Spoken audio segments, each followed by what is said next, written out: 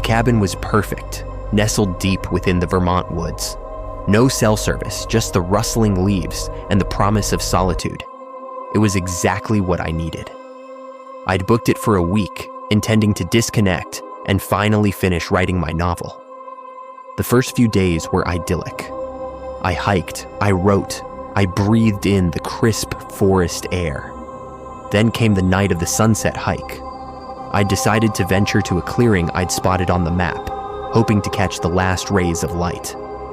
The hike was longer than expected, and the sun was already dipping below the horizon when I reached the clearing. It was a breathtaking sight. The sky ablaze with oranges and reds, painting the tops of the ancient trees. But the beauty was shattered by a silent, sudden arrival. A shadow fell across the clearing. I turned, and my breath hitched.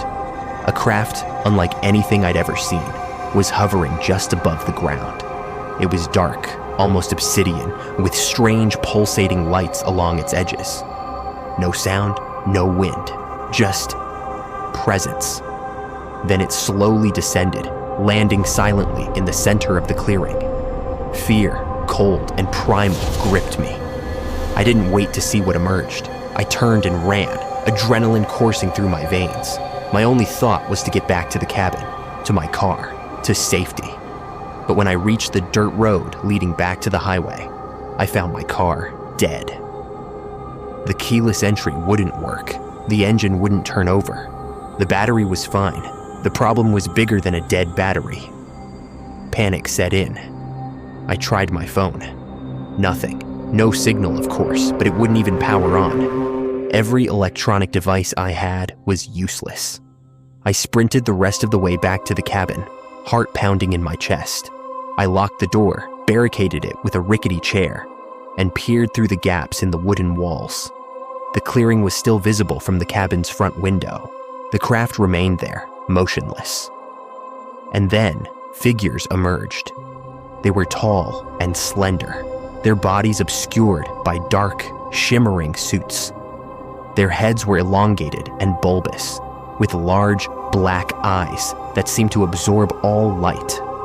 They moved with an unsettling grace, their movements fluid and precise.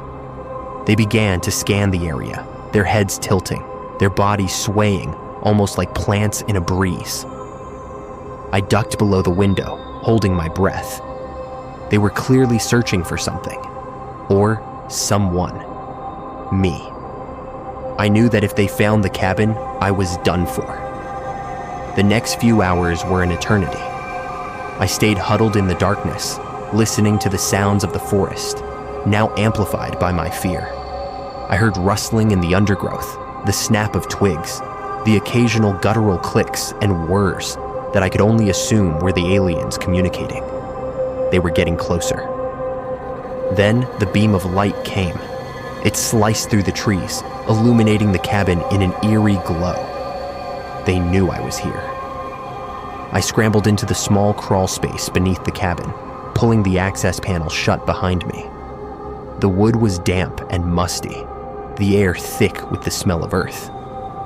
I could hear them moving around outside, their strange voices muffled but still audible.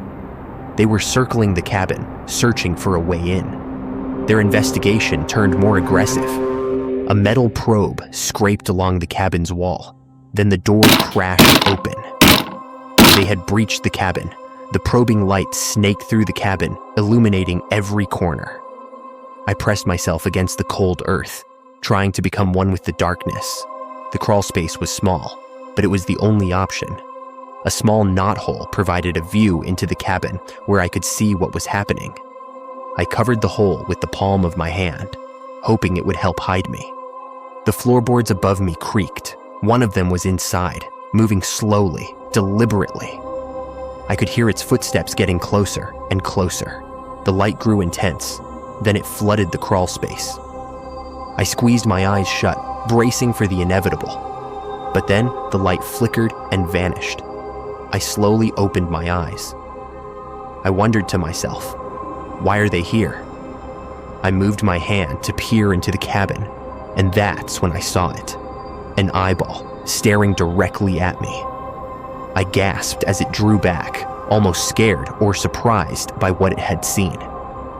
The footsteps retreated. A moment later, I heard the door slam shut. The sound of the ship began to rise, then silence. The forest grew still again. I waited for what felt like an eternity before I dared to emerge. The sun was beginning to rise, painting the sky with a pale dawn light. The craft was gone.